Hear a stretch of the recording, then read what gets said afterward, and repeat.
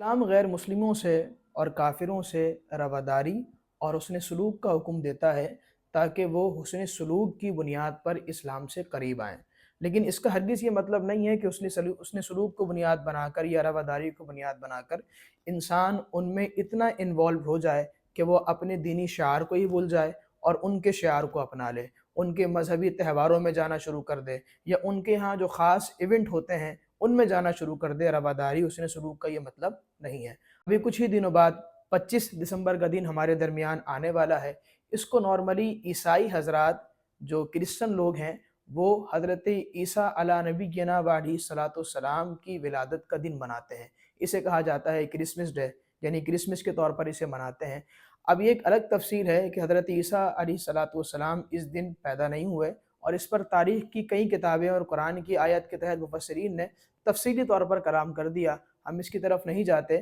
لیکن یہاں پر ایک بات سمجھانے کی ہے، وہ یہ ہے کہ رواداری کے چکر میں ہمارے یہاں لوگ معاذ اللہ کبھی کبھار کفریات بھی بک جاتے ہیں عدم علم کی بنیاد پر۔ مثال کے طور پر اسی 25 دسمبر کو، اسی کرسمس ڈے کو ایک جملہ استعمال کیا جاتا ہے، میری کرسمس۔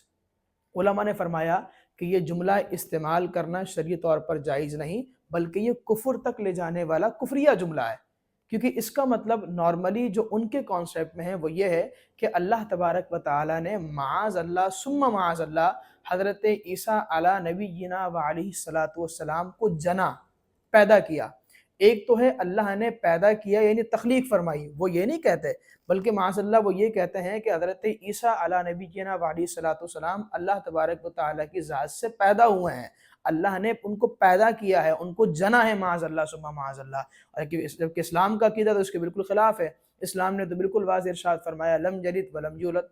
قل هو اللہ احد اللہ الصمد، لم یلد ولم یولد، اللہ تبارک و تعالیٰ کی کوئی اولاد بھی نہیں ہے اور نہ ہی اس کا کوئی باپ، اس کا کوئی والد ہے۔ اللہ تبارک و تعالیٰ تو ان تمام عوارضات سے، ان تمام علتوں سے، ان تمام نقائص سے مبرہ اور منزہ، پاک و صاف ہے۔ لہٰذا اگر کوئی یہ جملہ کہتا ہے تو غیر دانستہ طور پر انجانے میں گویا وہ یہ بات کہنے جا رہا ہے کہ معاذ اللہ اللہ تبارک و تعالیٰ نے حضرت عیسیٰ علیہ نبینا و علیہ الصلوۃ والسلام کو جنا، تو لہذا ان تمام چیزوں سے اپنے آپ کو بچانا چاہیے۔